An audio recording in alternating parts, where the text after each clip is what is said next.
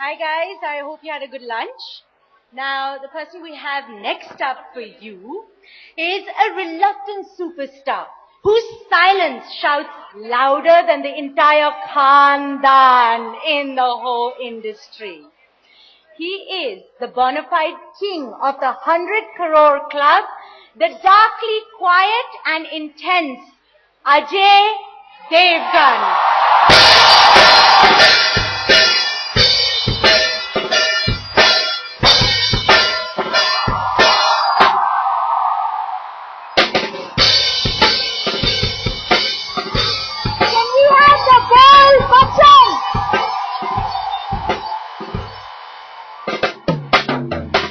Hello everyone.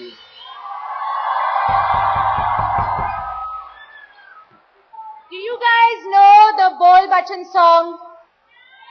Let's have it!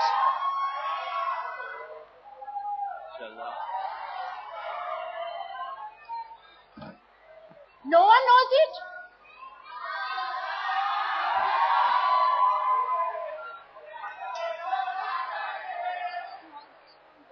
Okay, let's...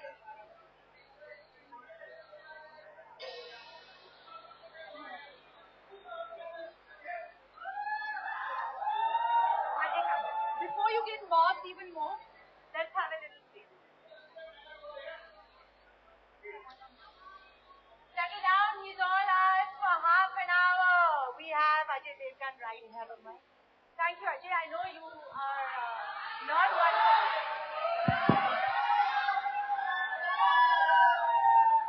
for... Oh, you can't hear me. Here. As I was saying, we have him all for half an hour, guys. So settle down, he's going to be yours now. Ajay, I know you don't like public appearances, so thank you doubly. Thank you very much for being here for this.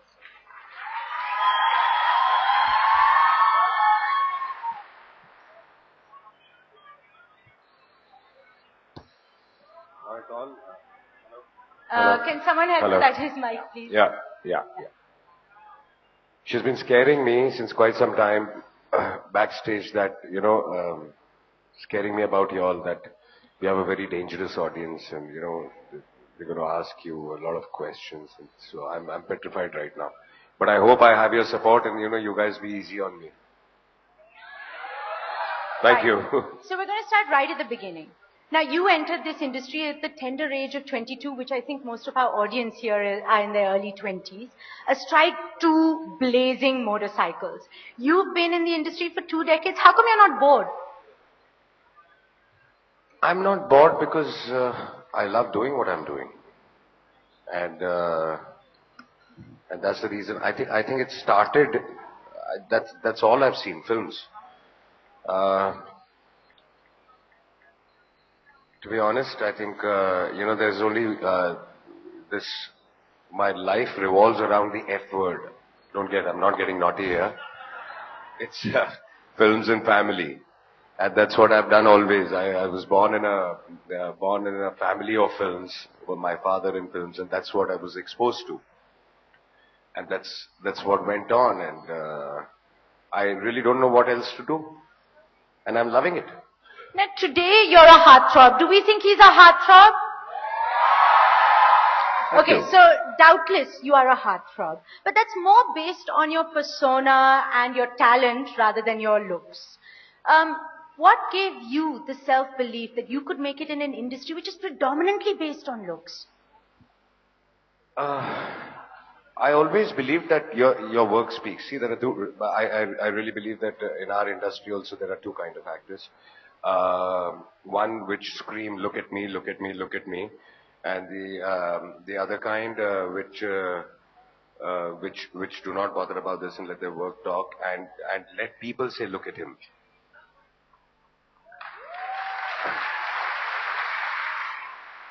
So I think all of y'all, I mean, in future also, when you guys start work and grow up, y'all should be confident enough of knowing what you're doing and how to do it, and you should do it. That's all. You should not bother about what others are saying because you know exactly what you are and what you're capable of, and you should do it. But when, as you said, this industry has so much look at me, and everyone around you is shouting louder than everyone else that we are part of the 100 crore club or that our film is the biggest or I'm the best. And you don't feel ever that, okay, the pressure, I also have to do this? That I also have to at some Scream, point... look at me.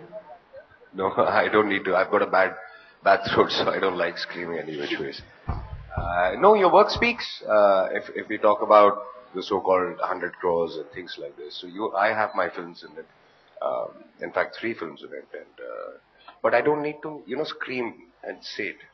People know. Even in today's day and age where, the media is so strong and you have to promote a film before a film comes out. I mean, those things didn't really happen when you started out that much, right?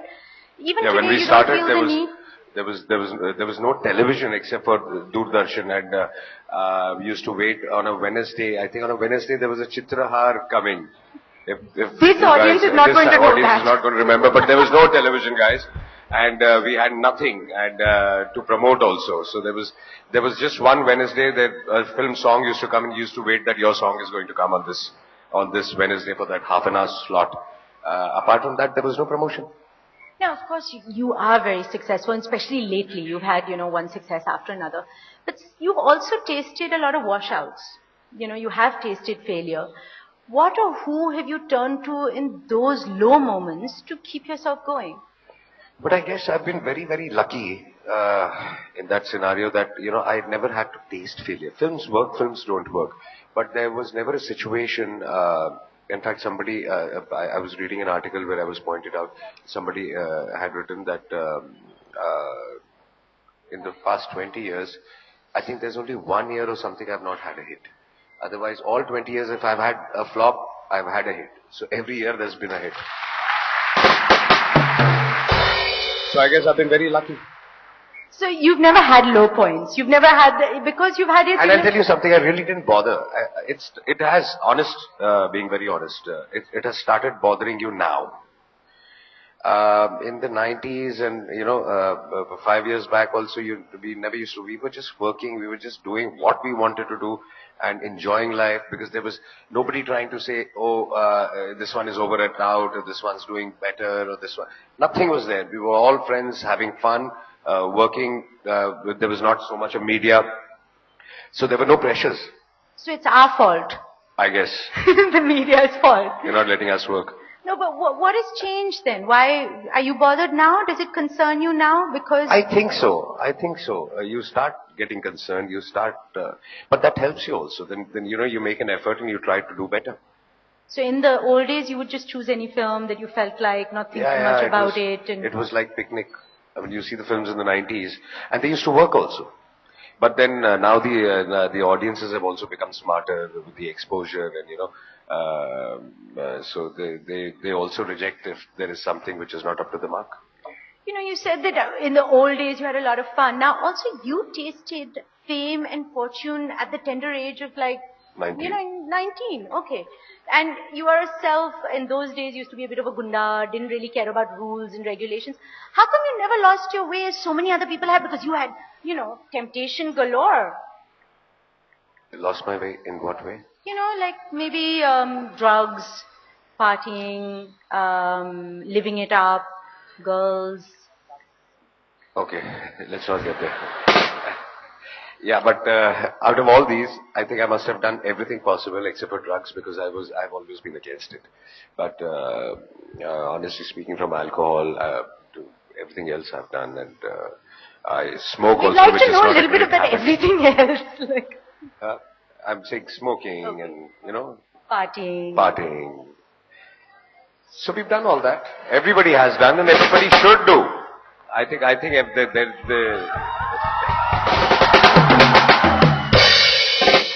I think you should try everything in your life. I'm not talking about drugs though. I'm trying to say is enjoy your life. So when you have to settle down, you really settle down and not regret that, I didn't do this. And then start doing those things at the wrong age. You can't start womenizing and things like this after you're 30 or 40 and, they ruin other people also with you. So everybody needs to do something, and if it happens in their teens, they grow. This is a great thing, right? And especially for this audience that, okay, fine, live it up now. But there's always that danger that you do live it up. How do you not go overboard? Yeah, because you should know where to stop, and if you don't know where to stop, you should not start. Did you know where to stop? I guess so. That's why I'm here today. Now, you also wooed very successfully the reigning sweetheart of the industry. I'm sure this audience would love to know your love mantra. I guess it just happened. No, sorry, you can't get away with that. It was not planned. It was really not planned. It's just that you meet somebody and then you like each other, and we never went into that scenario of who's wooing who, and we started seeing each other, and after a year or two we realized that we should get married. So you're saying who's wooing who? Kajal wooed you? Maybe. No, but really don't know. It happened both ways, I guess. It was just a natural process. It was very normal. There was no effort, and I think it works best when there is no effort. Because when you make an effort, then you have to make an effort all your life. You can't force yourself. And it's very difficult to put on that and keep that effort going. So it has to come out naturally. And what is your raz of not giving into temptation?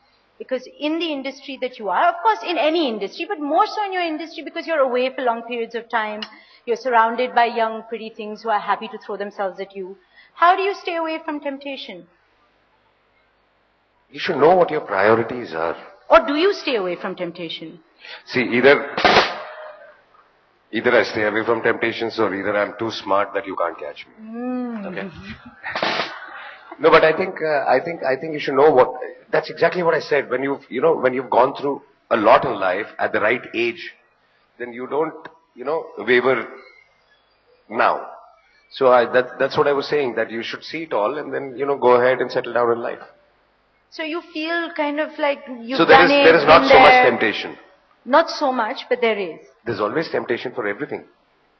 Now, a stereotypical macho Punjabi man wants his, and I say stereotypical, wants his girlfriend to reprioritize her life when she becomes his wife.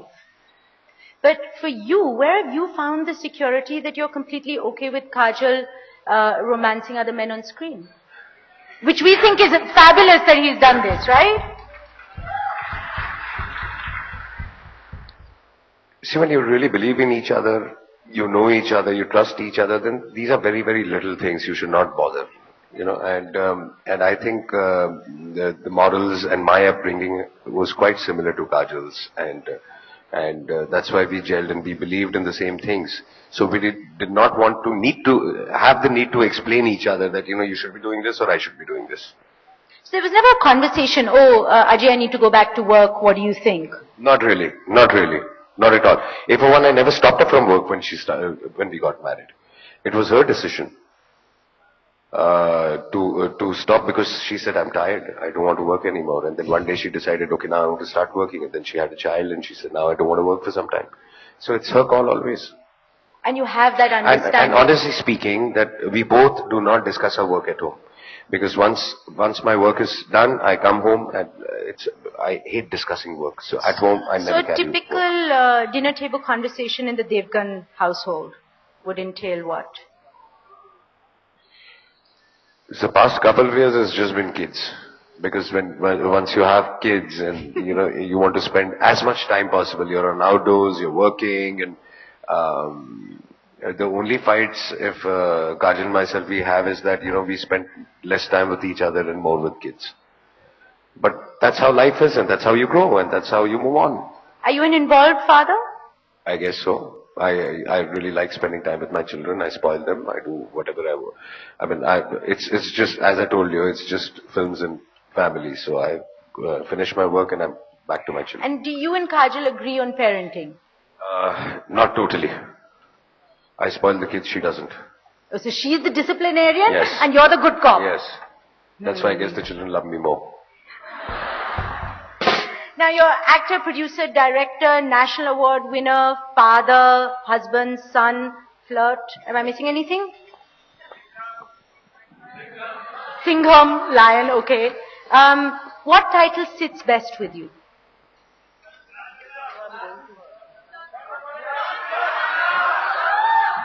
Sultan Mirzadeh Singh. What title fits? But I would want to be everything. I would want to be perfect on everything. So I don't know what fits perfectly. I mean, as I told you, I think I'm a very good father, but that my children will decide when they grow up. They'll let me know if I was or no. Whether you messed them up or not, Exactly. right? Daddy, it's your fault that we're screwed up, right? Okay. I'm going to open it up to the audience now. You will get your chance, so raise your hands now. That girl at the back with the light blue, yes, with the white shirt. Hello? Hello, I'm Ajay Devgn from Sharda University, Greater Noida. I would like to answer, like, you are an actor and your wife is also an actress and both have the same charm. Means I love both of them equally. And don't you feel insecurity that one day your wife will, like, whenever her movie comes with Shah Rukh Khan, everyone screams that we gonna watch that movie for sure. And if she comes with someone else, we don't go. Like, it's like we have. What's your question? Like, it's like, is he insecure about fame of our wife in the starting of his career with when he got married with her? No, not at all. And as I told you that in the beginning of my career, you're saying, or in the beginning of my marriage, you're saying. No, it was never like this. I think we had understood each other pretty well, and we knew that what will happen and what we could see what will happen and what cannot happen. So it was very comfortable. We have some web questions as well, which I'm going to ask you. Why do you stay silent all the time? Why do you need to talk when you don't have anything to say unnecessarily? I mean, why do you have to just keep going on and on? How do you deal with Kajal then? Because she's a talker. She loves to talk, yeah. What do you do then? I listen. Yes. Give it to this girl there. There. Hello sir, I'm a big fan of you. Amid movies like Once Upon a Time in Mumbai, Rajniti, which are really serious movie and they have a subject and I really like those movies. But in somewhere in between we have a movie like Rascal. Like what did you think while signing it? Honestly speaking, I gave the statement also after Rascal released. I couldn't do that before the release because it would harm the producers. But I said I'm sorry and I will never do films like these, which I thought was, because I think that is the only film which was kind of a little vulgar, which I did. And I want to do clean family entertainers in whatever form. So I had made this statement that I made this mistake and I'm really sorry and I'll never do it. Okay. The gentleman here in the striped shirt. Can you please just show your tattoo on your chest, please? Yeah! He wants to see your tattoo, so do I.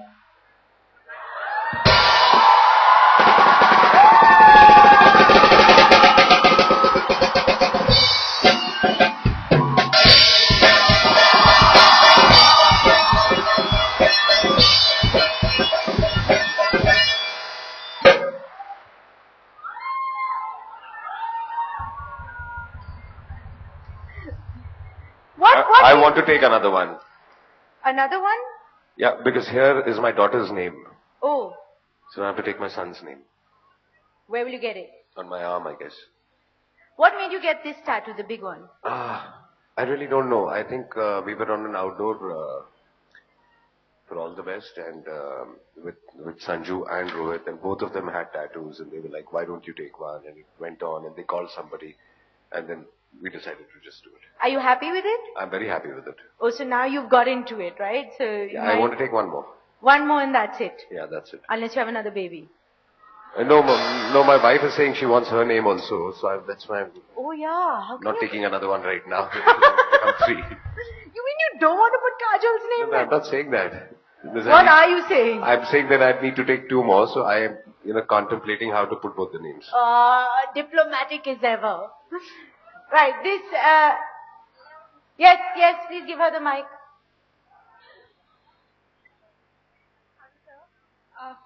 Yeah. Hello, sir. I wanted to know, where do you see the film industry and yourself in the next coming 50 years?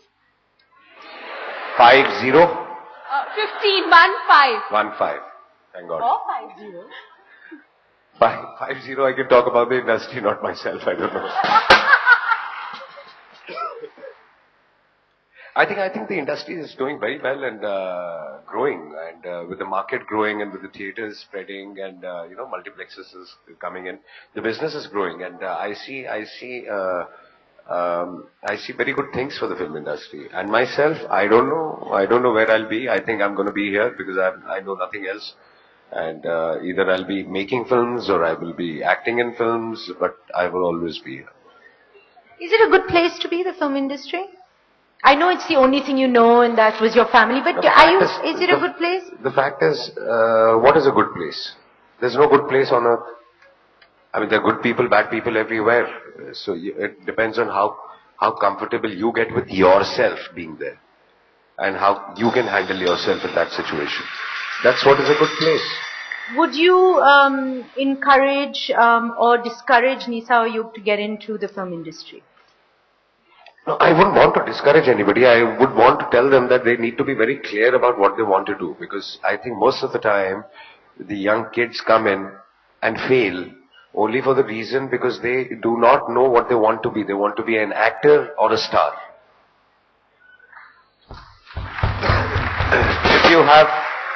If you have passion for the work, then only can you succeed. But if you just look at, I want to be a star and not an actor at all, I don't think that works. So if you love your work and you want to do that job, then you come here. Otherwise you don't come here because you see that, I want to be a star and I'm going to enjoy this and that and blah, blah, blah.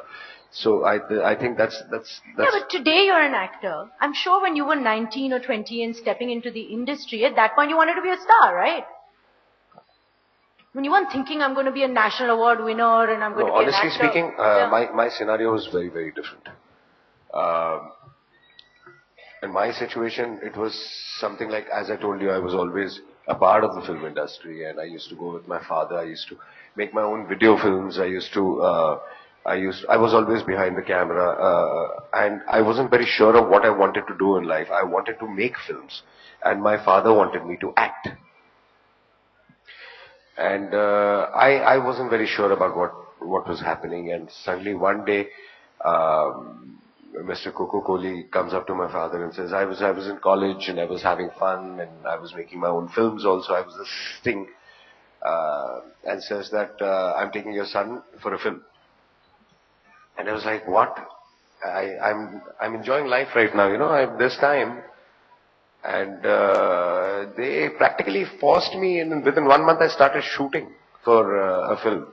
And throughout the film, my attitude was, if it works, it works. Otherwise, I'm not going to move around with my portfolio and, ask people to give me work. And luckily, I've been very lucky that it worked, and that was Pular Nati.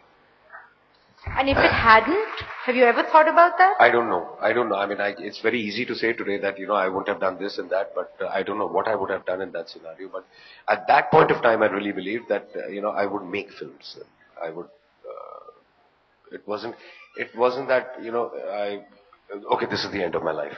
It wasn't like And this do you at all. see yourself in this industry making and being all parts of the film industry for a very long time, like till the end of your life?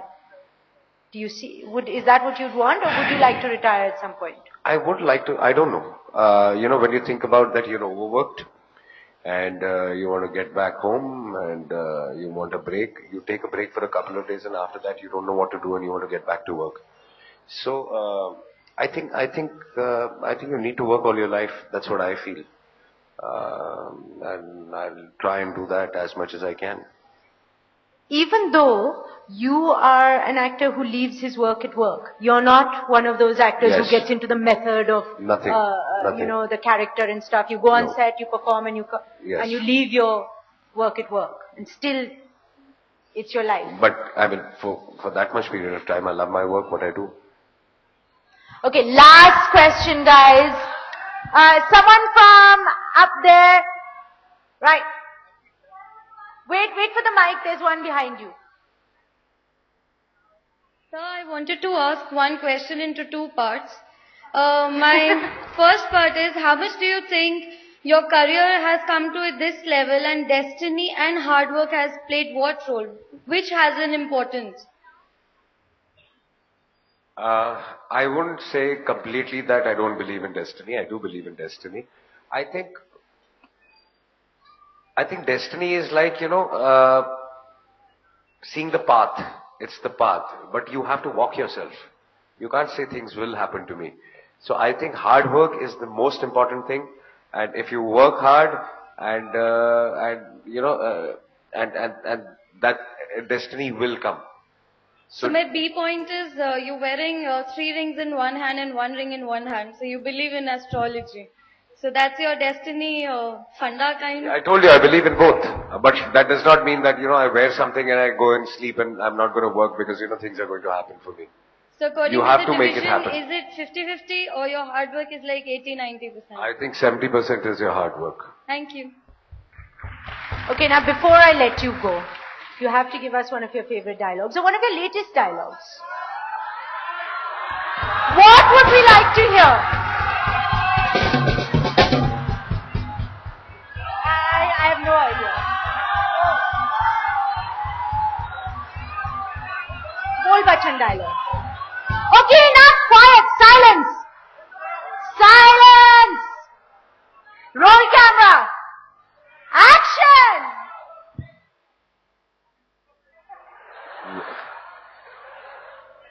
Take 2. I'll say something from Bol Bachan. I think that English has worked. When elders get cozy, youngers don't put nosy. Can we have it once more?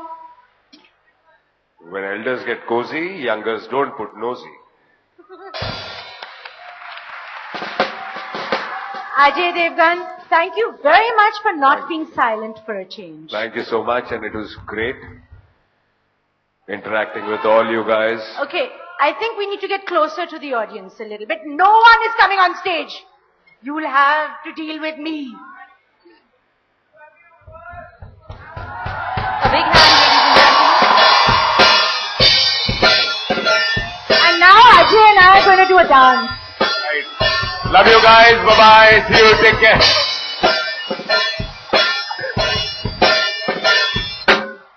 I request both of you to stay on stage while I call upon Ms. Pooja Jain, Executive Director, Luxor Group. I request her, along with Mr. Devgn, if you would announce the winners of the Parker Pen Lucky Draw that we've conducted here today. Oh, I'm too short for it. It's fine. It's a lucky draw that will be Parker Pen.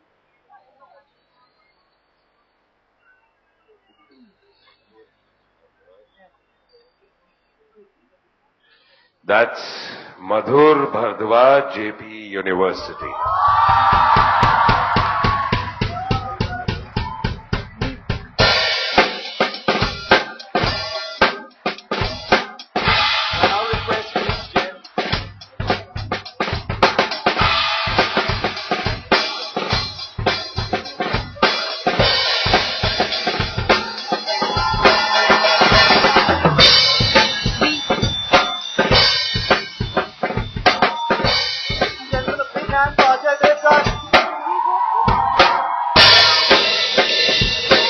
We would also request Ms. Jain to come by and present a token of appreciation to Mr. Devgn.